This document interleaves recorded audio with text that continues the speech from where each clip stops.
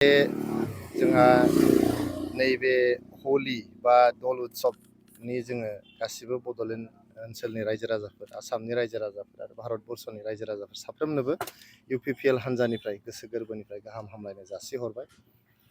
नोंथांमोना मिथिगौ दिनै मुलुगनाङैनो जेरैबायदि मोनसे जुद्धनि थासारि सोलिदों, जेरै इजराइल आरो आमेरिकाजों लोगोसे इराननि हेंथायै जि जुद्ध सोलिदों दिनै, आफगानिस्तान पाकिस्ताननि गेजेराव जुद्ध सोलिदों, इउक्रेन आरो रासियानि गेजेराव जुद्ध सोलिदों। बे जुद्धफ्रा जोंनि सुबुं सोदोमस्रिनि थाखाय मोजां नङा। जोङो इसोरनि खाथियाव आर'ज गाबदों आरो साफ्रोमबो मुलुगनि नोगोरारिफोरनिसिम खावलायहरदों जाहाथे जोंनि सुबुं सोदोमस्रिनि गेजेराव गोजोना जेब्लायबो गोजोर जायो, जों गावजों गाव अनलायनानै थानो हायो।